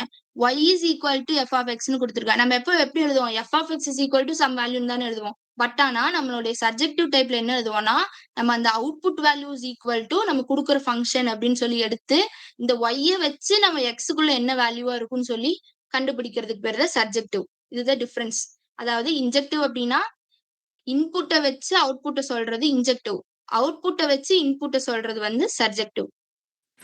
புரிஞ்சுதா? அந்த எக்ஸாம்பிள் ஒரு மறுபடி சொல்ல முடியுமா? f of x equal to -7x plus 10. ஆ. இப்ப இப்போ இங்க பாருங்க. சொல்றேன். இப்ப இது வந்து ஏன் சப்ஜெக்டிவ் அப்படின்னு சொல்றோம்னா, இப்ப ஃபார் எக்ஸாம்பிள் பாருங்க. இப்ப நம்ம எக்ஸ்க்கு பதிலா நம்ம வந்து அந்த எஃப் ஆஃப் எக்ஸ் விட்டுறலாம். இப்ப எக்ஸ்க்கு பதிலா இங்க வந்து 0 எக்ஸிஸ்ட் ஆகுதுன்னு வைங்க. அப்ப -7 இன்டு 0 வந்து 0 ஆயிடுது. அப்ப இங்க வெறும் 10 மட்டும் கிடைக்குது. அப்ப நமக்கு எக்ஸ்க்கு வந்து என்ன வேல்யூ வந்து கிடைச்சிருக்குன்னு சொல்லி நம்ம சொல்லலாம் இந்த ஃபங்ஷன வச்சு. எக்ஸ்க்கு வந்து 0ங்கிற ஒரு வேல்யூ குடுக்கும்போது தான் நமக்கு இந்த ஃபங்ஷன்ல 10 அப்படிங்கிறது கிடைக்குதுன்னு சொல்லலாம். நெக்ஸ்ட் வந்து ஃபார் எக்ஸாம்பிள் 1 அண்ட் -1 சப்ஸ்டிட்யூட் பண்றேன். இப்ப வந்து இங்க 1 அப்படிங்கிறது குடுக்குறேன் அப்படின்னா, இப்ப -7 இன்டு 1 என்ன ஆயிடும்? -7 ஆயிடும். -7 + 10 + 3 ஆயிடும். சோ இது விடுங்க. +1 குடுக்கும்போது எனக்கு என்ன ஆயிடுது? 7 ஆயிடுது. +3 ஆயிடுது. 1 குடுக்கும்போது என்ன ஆயிடுது? 3 ஆயிடுது. சோ நம்ம இங்க x ஓட வேல்யூ 1ன்னு சொல்லி டிஃபைன் பண்ணிடலாம். ஃபார் எக்ஸாம்பிள் இங்க -1 குடுக்குறேன் அப்படின்னா, -7 இன்டு -1 என்ன ஆயிடும்? +7 ஆயிடும். சோ +7 + 10 ஆட் பண்ணும்போது 17 ஆயிடுது. சோ எனக்கு வந்து டிஸ்டிங்க்ட் வேல்யூஸா கிடைக்குது. டிஸ்டிங்க்ட் வேல்யூஸ் கிடைக்கும்போது தான் நம்ம என்ன பண்ண முடியும்? அதோட எக்ஸோட வேல்யூ என்னவா இருக்கும்னு நம்மளால கெஸ் பண்ண முடியும். அதுவே இந்த இடத்துல பாருங்க ஸ்கொயர் இருக்கு. இப்ப ஃபார் எக்ஸாம்பிள் இங்க -1 த ஹோல் ஸ்கொயர்னாலும் +5 தான் கிடைக்கும். +1 த ஹோல் ஸ்கொயர்னாலும் +5 தான் கிடைக்கும். சோ அப்ப நம்ம வந்து 5 + 3 வந்து 8ன்னு எழுதிட்டோம் அப்படின்னா, அது -1 வச்சு வந்ததா, இல்ல +1 வச்சு வந்ததா நம்மளால அந்த டைரக்ட்டா அந்த இன்புட் வேல்யூ சொல்ல முடியாது. சொல்ல முடியாதனால இது சப்ஜெக்டிவ் கிடையாது அப்படிங்கிறாங்க. ஓகே. இப்போ இந்த சப்ஜெக்டிவ்னா பிளஸ் வேல்யூ அப்ளை பண்ணணும், மைனஸ் வேல்யூ அப்ளை பண்ணணும். அதோட அவுட்புட் ம். வந்து டிஃபரெண்டா வந்துச்சுன்னா அது சப்ஜெக்டிவ். இல்ல ம், சேமா ம். தான் வந்துச்சுன்னா அது சப்ஜெக்டிவ் இல்ல. ஆமா அவ்வளவுதான். ஓகே. ஓகே. நீங்க சொன்னீங்கல்ல, இன்புட் வேல்யூ வச்சு அவுட்புட் கண்டுபிடிக்கிறது, அவுட்புட் வேல்யூ வச்சு இன்புட் கண்டுபிடிக்கிறது சப்ஜெக்டிவ் நீங்க. ம். ஸோ இது 2 ம், ம். காம்பினேஷன்ல இருக்கிறது தான் பைஜெக்டிவ்னு சொல்றீங்க. ஸோ ம். அப்போ பைஜெக்டிவ் வந்து எப்படி எந்த வேல்யூ வச்சு டிரைவ் பண்ணுவாங்க? அதாவது இப்ப பைஜெக்டிவ் ஃபங்ஷன் அப்படிங்கிறது எப்படி சொல்றோம் அப்படின்னா, இப்ப ஃபார் எக்ஸாம்பிள் ஒரு சில கண்டிஷன்ல பார்த்தீங்கன்னா, f of x is equal to 3x + 5ங்கிற இத வந்து குடுக்க மாட்டாங்க. இப்ப வந்து f ஆஃப் x ஓட வேல்யூ வந்து 3ன்னு நமக்கு கிடைக்குது. நான் எக்ஸாம்பிள்க்கு சொல்றேன். இப்ப f of x is equal to 3 அப்படின்னு கிடைக்குதுன்னா, இதோட ஃபங்ஷன கண்டுபிடிங்க. இப்ப வந்து இது ஒரு இன்ஜெக்டிவ் ஃபங்ஷனா இருந்து, இதோடைய ஒரிஜினல் ஃபங்ஷன் இந்த ஈக்குவேஷன கண்டுபிடிங்க அப்படின்னு சொல்லி குடுக்கும்போது, நம்ம இன்ஜெக்டிவ்க்கு என்ன நம்ம ஆஸ் யூசுவல் யூஸ் பண்ணுவோம்? xக்கு பதிலா வேல்யூ சப்ஸ்டிட்யூட் பண்ணி அந்த எக்ஸுக்கு வந்து என்ன அவுட்புட் கிடைக்குதோ அத வச்சு யூஸ் பண்றது இன்ஜெக்டிவ்.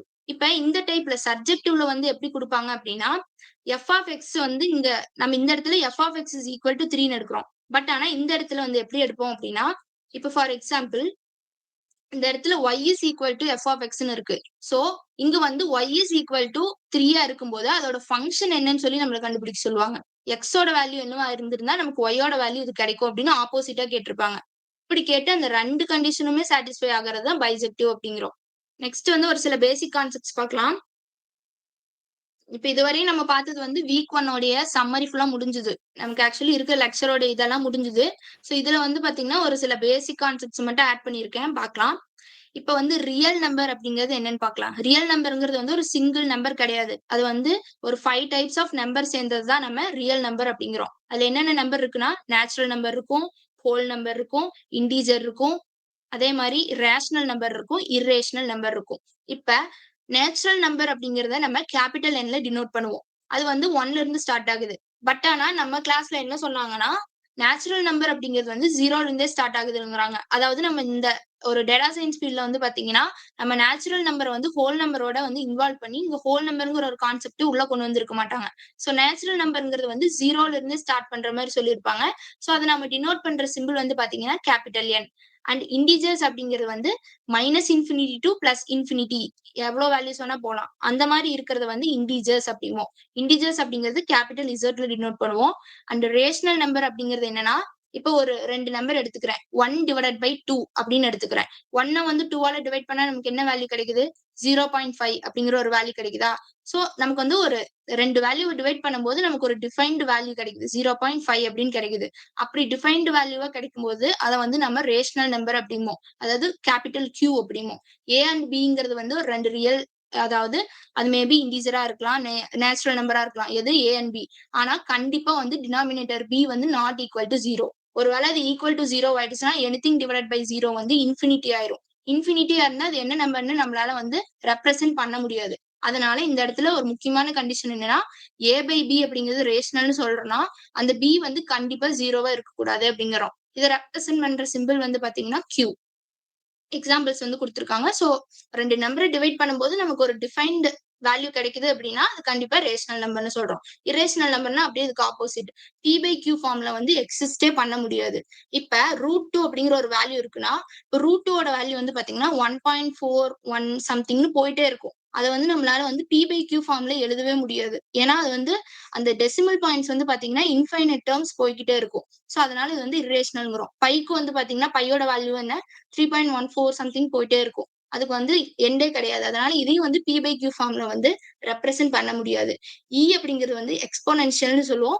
இதோட வேல்யூ வந்து பாத்தீங்கன்னா 2 பாயிண்ட் சம்திங் வரும். இதுக்கும் வந்து பாத்தீங்கன்னா இன்ஃபைனைட் நம்பர் ஆஃப் டேர்ம்ஸ் வந்து டெசிமலுக்கு அப்புறம் போயிட்டே இருக்கும். அதனால இந்த மூணையுமே வந்து P பை Qல வந்து நம்மளால ரெப்ரசென்ட் பண்ணவே முடியாது. பண்ண முடியாம இருக்கிற அத்தனையுமே இரேஷனல். P பை Qல வந்து ரெப்ரசென்ட் பண்ண முடிஞ்சதுன்னா அதை வந்து ரேஷனல் அப்படிங்கிறோம். இந்த மாதிரி இந்த எல்லா நம்பர்ஸும் சேர்ந்ததுதான் நம்ம ரியல் நம்பர் அப்படிங்கிறோம். இப்போ காம்ப்ளெக்ஸ் நம்பர்னா இதுக்கு அப்படியே ஆப்போசிட். நான் சொன்னேன்ல, square root of negative number எடுக்கும்போது எனக்கு காம்ப்ளெக்ஸ் நம்பர் கிடைக்கணும். சோ அது நமக்கு இந்த இடத்துல வேண்டாம். ரியல் நம்பர்னா என்னன்னு மட்டும் தெரிஞ்சுக்கோங்க. ரியல்ங்கிறது கேபிட்டல் ஆர்ல டினோட் பண்ணுவோம்.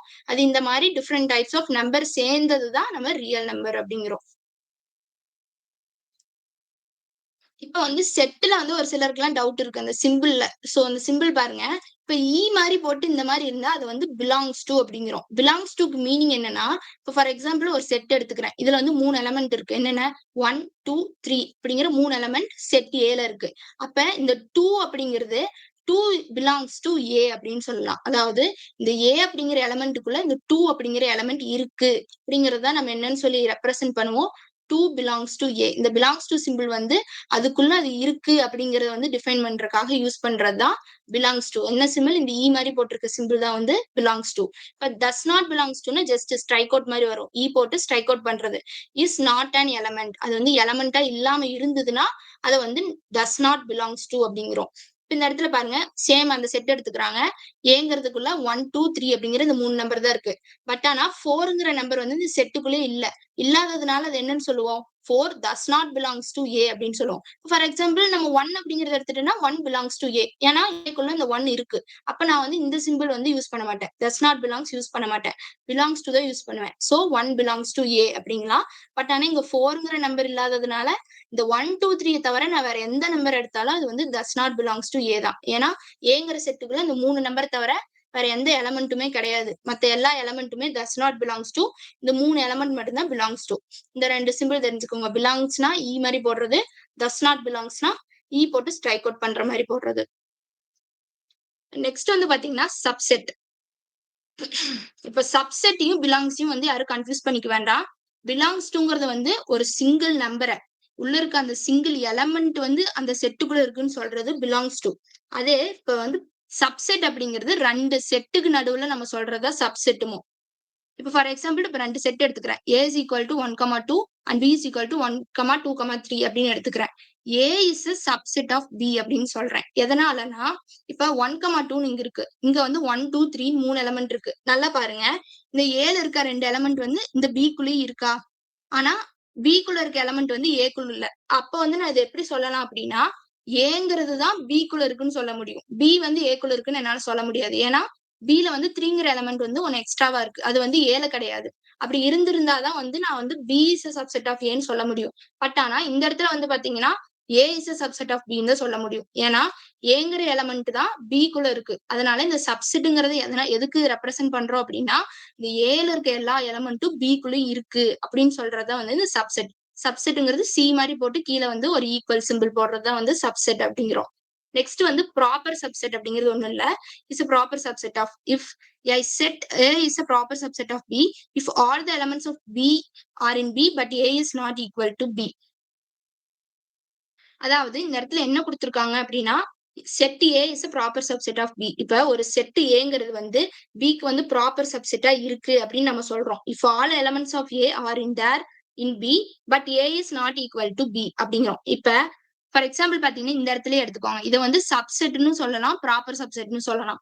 இப்ப இங்க 1,2 இருக்கு, இங்க வந்து 1,2,3 இருக்கு, இங்க வந்து 2 எலமெண்ட்ஸ் தான் இருக்கு, இங்க 3 எலமெண்ட்ஸ் இருக்கு.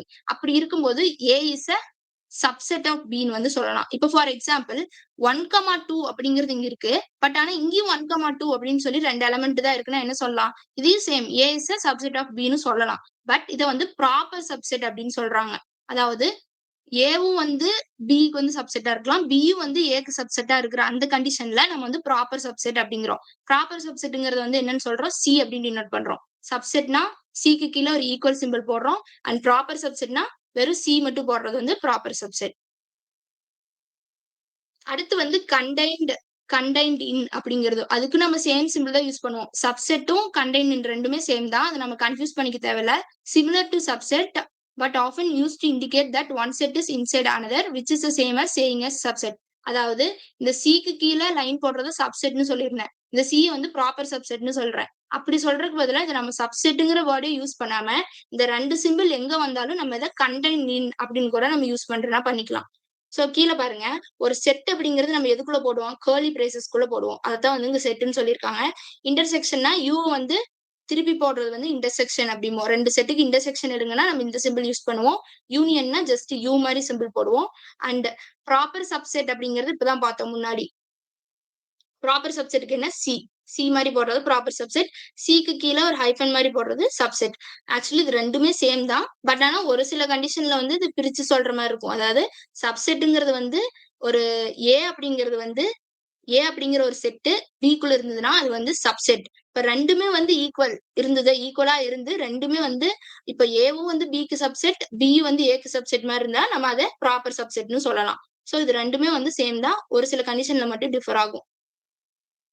ஓகே, இங்க பாருங்க, இப்ப யூனியன் நான் சொல்லிட்டேன். யூனியனுக்கு யூங்கிற சிம்பிள் யூஸ் பண்ணுவோம், இன்டர்செக்ஷனுக்கு வந்து யூவை திருப்பி போட்டு யூஸ் பண்ணுவோம்னு சொல்லிட்டேன். இப்ப யூனியன் அப்படின்னா 2 செட்டையுமே சேர்த்து எழுதுறது, ஏவையும் பியையும் ரெண்டுமே இன்க்ளூட் பண்ணி எழுதுறது யூனியன். இன்டர்செக்ஷன்னா ஏவுக்கும் பிக்கும் எது காமனா இருக்கோ அதை மட்டும் சொல்றது வந்து இன்டர்செக்ஷன். டிஃபரன்ஸ் அப்படிங்கிறது ஏல இருந்து பிய மைனஸ் பண்ணணும். இப்ப ஏல வந்து எங்கெங்கெல்லாம் பி இருக்கோ அதை ஃபுல்லா மைனஸ் பண்ணிட்டு ரிமைனிங் இருக்க ஏவை மட்டும் எடுத்துக்கிறது டிஃபரன்ஸ். காம்ப்ளிமெண்ட் அப்படிங்கிறது இப்போ ஒரு பெரிய யூனிவர்சல் செட் வந்து ஒன்று கொடுத்துட்றாங்கன்னு வைங்க. இந்த ஏ காம்ப்ளிமெண்ட் அப்படிங்கிறது ஒரு யூனிவர்சல் செட் கொடுத்து அதுக்குள்ள ஏ அப்படிங்கிறது ஒன்று இருக்குன்னா அந்த ஏவை மட்டும் விட்டுட்டு ரிமைனிங் இருக்க எல்லாமே வந்து என்னன்னு சொல்லுவோம்? காம்ப்ளிமெண்ட் அப்படின்னு சொல்லுவோம். ஓகே, நெக்ஸ்ட் வந்து பாத்தீங்கன்னா ஒரு ப்ராக்டிஸ் கொஸ்டின் எடுத்திருக்கேன். நான் வந்து கொஞ்சம் இது ஒரு அளவுக்கு டிஃபிகல்ட்டா இருக்க மாதிரி இருந்துச்சு, ஸோ எடுத்தேன். பாருங்க, நான் எல்லாத்தையும் கவர் பண்ணல, எதெல்லாம் எனக்கு ஒரு அளவுக்கு இதா தோணுதோ அது மட்டும் கவர் பண்ணிருக்கேன். நீங்களே ஒர்க் அவுட் பண்ணி பாருங்க, அப்பதான் உங்களால வந்து நம்ம எழுத போற குவாலிஃபயர் எக்ஸாமுக்கு வந்து ஒர்க் அவுட் பண்ணி பார்க்க முடியும், இப்ப இருந்தே பண்ணும்போதுதான். சோ அதனால ஒரு 2-3 கொஸ்டின் மட்டும் எடுத்து வச்சிருக்கேன், பார்க்கலாம் வாங்க. Let A B the set of natural numbers less than 6 அப்படின்னு கொடுத்திருக்காங்க. இங்க என்ன வேர்டு கொடுத்திருக்காங்க? லெஸ் தென் அப்படின்னு கொடுத்திருக்காங்க. சோ அப்ப ஏங்கிற செட் வந்து லெஸ் தென் 6க்குள்ள இருக்கு அப்படின்னு கொடுத்துட்டாங்க. whose greatest common divisor with 6 is 1 அப்படின்னு கொடுத்துட்டாங்க. அதாவது ஜிசிடிங்கிறத நம்ம நேத்தே பார்த்தோம். ஜிசிடிங்கிறது ஒண்ணும் கிடையாது, கிரேட்டஸ்ட் காமன் டிவைசர் தான் வந்து ஜிசிடி அப்படின்னு ஷார்ட்டா சொல்றோம். ஜிசிடி அப்படிங்கிறது இப்போ ஒரு 2 நம்பரை வந்து நான் டிவைட் பண்றேன் அப்படின்னா அதோட ரிமைண்டர் வந்து எனக்கு 0வா வரும்போது அதோட ஜிசிடி நான் 1 அப்படின்னு சொல்லுவேன். சோ அதான் வந்து கிரேட்டஸ்ட் காமன் டிவைசர்ங்கிறோம். Let B be the set of divisor of 6. இப்ப ஏங்கிற செட்டு லெஸ் தென் 6ன்னு கொடுத்துட்டாங்க, பிங்கிற set set of divisor of 6. Divisor of 6 அப்படின்னா 6ங்கிற வேல்யூ எதுக்கெல்லாம் டிவைட் ஆகும்? 1 டேபிள்ல டிவைட் ஆகும், 2 டேபிள்ல டிவைட் ஆகும், 3 டேபிள்ல டிவைட் ஆகும், அண்ட் 6 டேபிள்ல டிவைட் ஆகும். சோ அப்ப செட் பிங்கிறது நம்ம என்னன்னு சொல்லிடலாம்? 1 2 3 6 அப்படிங்கிறது வந்து செட் பி. அண்ட் ஏங்கிறது என்னென்ன வேல்யூஸ் இருக்கலாம்? 1 2 3 4 5 6 இந்த மாதிரி இருக்கிறது வந்து ஏ செட் அப்படின்னு சொல்லி இப்ப 2 செட்டை டிஃபைன் பண்ணிட்டு நமக்கு என்ன கேக்குறாங்க? What are the cardinalities of A B, A union B and A intersection B? இந்த 4க்கும் கார்டினாலிட்டி என்னவா இருக்கும்னு சொல்லி கேக்குறாங்க. கார்டினாலிட்டினா ஒண்ணு கிடையாது, number of elements in set. இப்ப செட் ஏல வந்து எவ்வளவு எலமெண்ட்ஸ் இருக்கும் அண்ட் செட் பில எவ்வளவு எலமெண்ட்ஸ் இருக்கும் அப்படிங்கிற மாதிரி கேக்குறாங்க. அதே மாதிரி அந்த 2 செட்டை யூனியன் பண்ணும்போது என்ன கிடைக்கும்? இன்டர்செக்ஷன் பண்ணும்போது என்ன கிடைக்கும் அப்படிங்கிறாங்க. we want the numbers whose GCD is 6 is 1. அதாவது நம்ம வந்து இந்த நேச்சுரல் நம்பர்ஸ் வந்து less than 6ன்னு கொடுத்திருக்காங்க. சோ இந்த less than 6னா நம்ம 1ல இருந்து 6 வரை எடுத்துப்போம். 1ல இருந்து என்ன பண்ணுவோம் 6 வரை எடுத்து less than 6ங்கும் போது இங்க less than or equal to கொடுக்க கிடையாது. நல்லா நோட் பண்ணுங்க. வெறும் less than தான் கொடுத்திருக்காங்க. less than கொடுத்திருந்தா 6 இன்க்ளூட் பண்ணக்கூடாது. இன்க்ளூட் பண்ணலன்னா இங்க என்ன இன்டர்வல் யூஸ் பண்றோம்? ஓப்பன் இன்டர்வல் யூஸ் பண்றோம். அதாவது கர்லி அந்த வளைவா போட்டோம்ல அந்த பிரேசஸ் வந்து யூஸ் பண்ணோம்னா அது வந்து ஓப்பன் இன்டர்வல். அதே வந்து ஸ்கொயர் பிராக்கெட் யூஸ் பண்ணியிருந்தோம்னா அது க்ளோஸ்ட் இன்டர்வல். சோ இந்த இடத்துல வெறும் லெஸ் தென் மட்டும் தான் கொடுத்திருக்காங்க. ஈக்குவல் டு கொடுக்கல.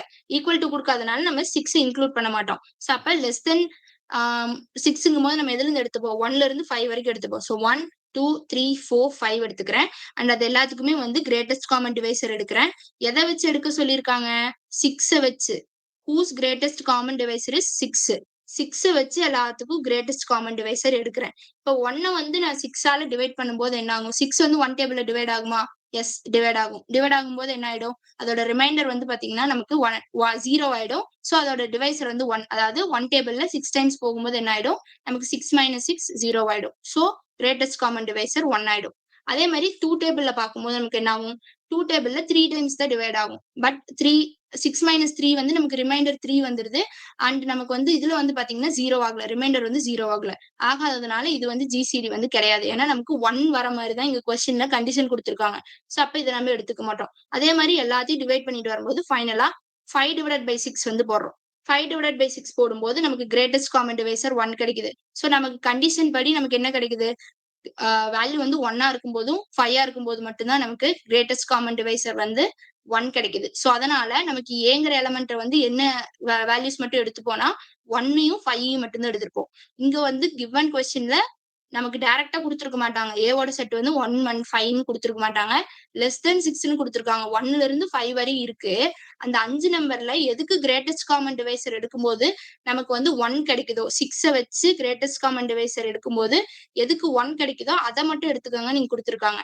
அதனால நமக்கு கிடைக்கிறது வந்து 1,5. அப்போ 1,5 அதோட கார்டினாலிட்டி என்ன? எத்தனை எலமெண்ட் இருக்கு? 2 இருக்கு. So cardinality of A is 2 அப்படின்னு சொல்லி நான் வந்து ஏ. அப்ப வந்து பாருங்க ஆப்ஷன்ல பாருங்க ஃபர்ஸ்ட் செட்டோட வேல்யூ ஏ தான் கேட்டிருக்காங்க. ஏவோட கார்டினாலிட்டி என்னன்னு கண்டுபிடிச்சிட்டு 2ன்னு கண்டுபிடிச்சிட்டேன். அப்ப இங்கேயும் 1 கொடுத்திருக்காங்க 1 கொடுத்திருக்காங்க. இந்த ரெண்டு ஆப்ஷனுமே கிடையாது. ஒன்னா சியா இருக்கும் இல்ல டியா இருக்கும். சோ நம்ம போய் கண்டுபிடிக்கலாம் வாங்க. நெக்ஸ்ட் வந்து எது கண்டுபிடிக்கணும்? பி கண்டுபிடிக்கணும். அப்புறம் ஏ யூனியன் பி கண்டுபிடிக்கணும். ஏ இன்டர்செக்ஷன் பி கண்டுபிடிக்கணும். ஓகே, நமக்கு கொஸ்டின்ல வந்து செட் பி வந்து என்னன்னு கொடுத்திருக்காங்க? டிவைசர்ஸ் ஆஃப் 6 அப்படின்னு. இப்ப 6ங்கிற நம்பர் வந்து எந்தெந்த டேபிள்ல டிவைட் ஆகும்? 1ல டிவைட் ஆகும், 2ல டிவைட் ஆகும், 3ல டிவைட் ஆகும் அண்ட் சேம் டேபிள் 6ல டிவைட் ஆகும். சோ இந்த 4 டேபிள் வர வேற எதுலயும் டிவைட் ஆக போறது இல்ல. அதுதான் டிவைசர். டிவைசர்னா ஒண்ணும் கிடையாது. அந்த 6ங்கிற நம்பர் வந்து எந்தெந்த வேல்யூஸ்ல எல்லாம் டிவைட் ஆகுது அப்படின்னு சொல்லி எடுத்துக்கிறது தான் டிவைசர்ஸ் அப்படிமோ. இதோட கார்டினாலிட்டி என்ன? 4 நம்பர்ஸ் இருக்கா? So cardinality of B is 4. அப்ப ஆல்ரெடி நம்ம என்ன பண்ணோம்? கார்டினாலிட்டி ஆஃப் ஏ வந்து 2ன்னு கண்டுபிடிச்சோம். கார்டினாலிட்டி ஆஃப் பி வந்து 4ன்னு கண்டுபிடிச்சிட்டோம். சோ 2,4ங்கிறது ரைட் ஆன்சர். நெக்ஸ்ட் யூனியனும் இன்டர்செக்ஷனும் கண்டுபிடிக்கலாம். இப்ப நெக்ஸ்ட் வந்து யூனியன் போறேன். இப்ப ஏ யூனியன் பி. ஏவோட செட் எனக்கு என்னன்னு தெரிஞ்சிருச்சு? 1,5 தெரிஞ்சிருச்சு. பியோட செட்டு 1 2 3 6 அப்படின்னு தெரிஞ்சிருச்சு. இப்ப இது ரெண்டு யூனியன் பண்ணணும்னா என்ன? காமன் நம்பரை 1 டைம் எழுதிட்டு இல்லாத நம்பர் எல்லாத்தையும் சேர்த்து எழுதுறது. இங்கேயும் ஏலயும் பிலயும் வந்து 1 இருக்கு, ஏலயும் 1 இருக்கு. சோ அந்த 1 அப்படியே போட்டுக்கிறேன். அண்ட் பில வந்து 2 இருக்கு. பட் ஆனா இங்க வந்து வெறும் 5 மட்டும் தான் இருக்கு. சோ இந்த 2வும் 3யும் அப்படியே போட்டுக்கிறேன். அண்ட் நெக்ஸ்ட் வந்து இங்க 5 இருக்கு ஏல. அந்த 5யும் இங்க போட்டுட்டு அண்ட் 6யும் எடுத்து போட்டுக்கிறேன். யூனியன் ஒண்ணு கிடையாது. ஏவையும் பியும் சேர்த்து எழுதுறதா யூனியன். சோ சேர்த்து எழுதும் போது எனக்கு இப்ப எத்தனை எலமெண்ட் ஆயிடுச்சு? 5 எலமெண்ட் ஆயிடுச்சா? சோ 1 2 3 5 6 5 எலமெண்ட்ஸ் இருக்கு. சோ 5 எலமெண்ட்ஸ் இருக்கிறதுனால இதோட கார்டினாலிட்டி வந்து 5 அப்படின்னு சொல்லி எடுத்துக்கிறேன். அண்ட் நெக்ஸ்ட் வந்து இன்டர்செக்ஷன் போது 2 எது காமனா இருக்குன்னு பாக்கணும். ஏ வந்து 1,5 அண்ட் பி வந்து 1 2 3 6 இருக்கு. அப்ப இதோட இது ரெண்டுத்துல எது வந்து எந்த எலமெண்ட் வந்து காமனா இருக்கு? ஜஸ்ட் 1 மட்டும் தான் காமனா இருக்கு. சோ ஏ இன்டர்செக்ஷன் பி வந்து 1. சோ அப்போ நம்பர் ஆஃப் எலமெண்ட் 1 தான். ஒரே ஒரு எலமெண்ட் தான் இருக்கு. சோ இதோட கார்டினாலிட்டி வந்து 1. சோ அப்ப நம்ம ஃபைனலா பார்க்கும்போது நமக்கு என்ன ஆப்ஷன் வருது? 4 2 4 5 and 1. 2 4 5 1. ஆப்ஷன் சி தான் கரெக்ட் ஆன்சர். சரி, ஓகே, நெக்ஸ்ட்டுக்கு போலாம். இப்ப இங்க வந்து which of the following numbers is irrational அப்படின்னு கேட்டிருக்காங்க. irrationalனா நான் ஆல்ரெடி சொன்னேன். P/Q ஃபார்ம்ல எழுத முடியாத எல்லாமே வந்து பாத்தீங்கன்னா இரேஷனல். இரேஷனல்ங்கிறது வந்து நம்ம வந்து அந்த வேல்யூவை வந்து சால்வ் பண்ணும்போது இன்ஃபைனைட் நம்பர் ஆஃப் டேர்ம்ஸ் போய்கிட்டே இருக்கும். அது வந்து ஒரு டிஃபைன்டா ரவுண்ட் ஆஃப் பண்ணி நம்மளால எழுத முடியாது. அப்படி இருக்கிற நம்பர்ஸ் எல்லாம் இரேஷனல்னு சொல்றோம். இந்த இடத்துல பாருங்க, இந்த இடத்துல வந்து square root of 2 plus square root of 3 அப்படின்னு சொல்லி இருக்கு. பட் ஆனா இந்த வேல்யூ பாருங்க, இந்த வேல்யூல வந்து நம்ம இதை வந்து சால்வ் பண்ணவே முடியாது. ஆக்சுவலி ஸ்கொயர் ரூட்டுக்குள்ள 2 வேல்யூ ஆட் பண்ற மாதிரி இருக்கு. அதுல ஒரு வேல்யூ வந்து ஸ்கொயர் ரூட்டா இருக்கு. சோ இதை வந்து நம்மளால ஒரு சிங்கிள் வேல்யூவை நம்மளால கொண்டு வர முடியாது. கொண்டு வர முடியாததுனால இது கண்டிப்பா என்னவா இருக்கும்? இது கண்டிப்பா இரேஷனலா தான் இருக்கும். செகண்ட் ஆப்ஷன் பாருங்க. இப்ப 2 நம்பர் மல்டிபிள்ல இருக்கு. மல்டிபிள்ல இருந்து உள்ள ஸ்கொயர் ரூட்ல இருக்கு. இது வந்து என்ன ஃபார்முலால இருக்கு? a plus b into a minus b அப்படிங்கிற ஒரு ஃபார்மேட்ல இருக்கு. சோ இதுக்கு வந்து ஃபார்முலா என்ன நமக்கு ஜென்ரலா தெரியும். a plus b into a minus b யோட ஃபார்முலா என்னன்னா a square minus b square அப்படின்னு இருக்கு. சோ நம்ம வந்து இது வந்து நம்மளால வந்து சால்வ் பண்ண முடியுது. சால்வ் பண்ண முடிஞ்சு ஒரு ஃபைனைட் வேல்யூல கொண்டு வர முடிஞ்சதுன்னா அது கண்டிப்பா வந்து ரேஷனல் நம்பர். சோ அப்ப இது கிடையாது. தேர்ட் ஆப்ஷன் பாருங்க. 2 plus root 3 plus 2 minus root 3. Just இந்த ஃபர்ஸ்ட் டேர்ம் அப்படியே வச்சுட்டு பிளஸ் இன்டூ 2 பிளஸ் தான், பிளஸ் 2 தான் வரும். அண்ட் பிளஸ் இன்டூ மைனஸ்ங்கிறது வந்து மைனஸ் தான். அப்ப இந்த 4 வேல்யூல நமக்கு இந்த ரூட் 3 பிளஸ் ரூட் 3யும் மைனஸ் ரூட் 3 கேன்சல் ஆயிடும். ரிமைனிங் என்ன இருக்கும்? 2 பிளஸ் 2 மட்டும் இருக்கும். 2 பிளஸ் 2 4. அப்ப இதுவும் வந்து ஒரு ஃபைனட் வேல்யூவா நமக்கு கிடைச்சிருச்சு. அப்ப இதுவும் வந்து இரேஷனல் கிடையாது. அண்ட் இந்த டேர்ம் பாருங்க. 2 into root 3 plus 3 into root 2 இருக்கு. அப்ப இதுல வந்து நம்ம பார்க்கும்போது என்னவா இருக்கு? இதை வந்து நம்மளால சால்வ் பண்ண முடியாது. பிகாஸ் இது வந்து ரூட்ல இருக்கு. 2 ரூட்ல இருக்க வேல்யூ ஆட் பண்ணோம்னா நமக்கு என்ன கிடைக்கும்? ரூட் தான் கிடைக்கும். சோ அந்த ரூட் வந்து நம்மளால சால்வ் பண்ண முடியாது. அப்ப இதுவும் இரேஷனல். சோ அப்ப நம்ம ஃபைனலா என்ன கன்க்ளூட் பண்ணிடலாம்? இது இரேஷனல். இது ரெண்டுமே வந்து ரேஷனல் நம்பர் அண்ட் இது இரேஷனல். சோ 2 ஆப்ஷன்ஸ் கரெக்ட் இதுல. இதுல வந்து first option and fourth option வந்து கரெக்ட். அண்ட் லாஸ்ட் கொஸ்டின் பாருங்க. which of the following is true for the given function? இப்போ வந்து ஒரு ஃபங்க்ஷன் வந்து கொடுத்துட்டாங்க. f of x is equal to x square plus 2 அப்படின்னு சொல்லி கொடுத்துட்றாங்கன்னு வைங்க. இப்ப இந்த இடத்துல வந்து பாத்தீங்கன்னா நமக்கு 4 ஆப்ஷன் இருக்கு. என்னென்ன இருக்கு? இது வந்து இன்ஜெக்டிவ் கிடையாது, சப்ஜெக்டிவா இருக்கலாம், சப்ஜெக்டிவ் கிடையாது, பைஜெக்டிவா இருக்கலாம்னு வந்திருக்கு. ஓகே, இப்ப நம்ம வந்து நமக்கு 3 டைப்ஸ் ஆஃப் ஃபங்க்ஷன் தெரியும். என்னென்ன? Injective, surjective and bijective. First இன்ஜெக்டிவ்னா என்னன்னு சொல்லியிருக்கேன். ஃபர்ஸ்ட் எக்ஸோட வேல்யூ கொடுத்து ஒய்யோட வேல்யூ வந்து நமக்கு வெல் டிஃபைன்டா வருதான்னு செக் பண்ணலாம். இப்ப இங்க வந்து எஃப் ஆஃப் எக்ஸ், எக்ஸுக்கு பதிலா 0 கொடுத்தனா என்ன கிடைக்குது? 2 கிடைக்குது. 1 கொடுக்கும்போது 1 ஸ்கொயர் பிளஸ் 2 கிடைக்கும். 1 பிளஸ் 2 வந்து நம்ம 3 அப்படின்னு சொல்லலாம். சோ அதுக்கு ஒரு வெல் டிஃபைன்டு வேல்யூ கிடைக்குது. அண்ட் -1 கொடுத்தனா -1 the whole square பிளஸ் 3 அப்படி பிளஸ் 2 அப்படின்னு கிடைக்குது. இப்ப -1 ஸ்கொயர் பண்ணும்போது எனக்கு என்ன கிடைக்குது? +1 தான் கிடைக்குது. சோ +1 +2ங்கும் போது 3 தான் கிடைக்குது. சோ இன்ஜெக்டிவ்ல நான் என்ன சொல்லியிருந்தேன்? நம்ம வந்து ஒரு நெகட்டிவ் வேல்யூ கொடுக்குறோம்னா அதுக்கான ஒரு அவுட்புட் கிடைக்கணும். பாசிட்டிவ் வேல்யூ கொடுத்தோம்னாலும் அதுக்கான ஒரு அவுட்புட் கிடைக்கணும். பட் ஆனா இந்த இடத்துல வந்து எஃப் ஆஃப் எக்ஸ்க்கு பதிலா +1 கொடுத்தனாலும் 3 தான் கிடைக்குது, -1 கொடுத்தனாலும் 3 தான் கிடைக்குது. அப்ப இது வந்து என்ன கிடையாது? இன்ஜெக்டிவ் கிடையாதுன்னு கண்டுபிடிச்சிட்டோம். இப்ப கண்டிப்பா இது இன்ஜெக்டிவா இருக்க சான்ஸே இல்ல. இப்ப பைஜெக்டிவ் அப்படின்னா நமக்கு அட்லீஸ்ட் இன்ஜெக்டிவும் இருக்கணும், சப்ஜெக்டிவும் இருக்கணும். 2 இருந்தாலும் அது வந்து பைஜெக்டிவ்னு சொல்லுவோம். இப்ப நமக்கு இதுலயே தெரிஞ்சிருச்சு இது வந்து இன்ஜெக்டிவ் இல்லைன்னு சொல்லிட்டோம். இன்ஜெக்டிவ் இல்லைன்னா அது என்னவா இருக்கும்? கண்டிப்பா பைஜெக்டிவாவும் இருக்காது. சோ அப்ப ஃபர்ஸ்ட் ஆப்ஷன் வந்து இல்லைங்கிறது நம்ம கரெக்டா சொல்லிட்டோம். அப்ப இது வந்து கரெக்ட். இது வந்து இன்ஜெக்டிவ் கிடையாதுன்னுட்டோம். அப்ப நெக்ஸ்ட் நம்ம செக் பண்ண வேண்டியது என்ன? சப்ஜெக்டிவ் மட்டும்தான். இன்ஜெக்டிவ் இல்லைன்னா கண்டிப்பா அது என்னவா இருக்காது? பைஜெக்டிவாவும் இருக்காது. அப்ப இந்த ஃபோர்த் ஆப்ஷனும் தப்பு தான். So first option correct. ஓகேவா? இப்ப செகண்ட் ஆப்ஷன் வந்து நம்ம சப்ஜெக்டிவா இல்லையான்னு மட்டும் பார்க்கலாம். சப்ஜெக்டிவ்னா ஆப்போசிட். இப்ப எக்ஸுக்கு பதிலா ஃபார் எக்ஸாம்பிள் எனக்கு 3ங்கிற ஒரு வேல்யூ கொடுத்துட்டாங்க. F of x is equal to 3 அப்படின்னு சொல்லி கொடுத்துட்றாங்கன்னு வைங்க. இப்ப f of x is equal to 3 அப்படின்னு கொடுத்துட்டாங்கன்னா நான் வந்து ஓகே, நான் வந்து எக்ஸுக்கு பதிலா வேல்யூ சப்ஸ்டிட் பண்றேன்னு சொல்லி நம்ம கண்டுபிடிக்கும் போது நமக்கு 2 வேல்யூ கிடைக்கும். ஏன்னா இந்த இடத்துல எஃப் ஆஃப் எக்ஸுக்கு பதிலா நம்ம -1 கொடுத்தாலும் எனக்கு 3 தான் கிடைக்குது, +1 கொடுத்தனாலும் 3 தான் கிடைக்குது. சோ அதனால நம்ம எக்ஸோட வேல்யூ வந்து கரெக்டா டிஃபைன் பண்ண முடியாததுனால இது என்னவா இருக்கும்? கண்டிப்பா இதுவும் வந்து சப்ஜெக்டிவ் கிடையாது. சோ அப்ப F is not injective and F is not subjective. இந்த 2 ஆன்சர் தான் கரெக்ட்.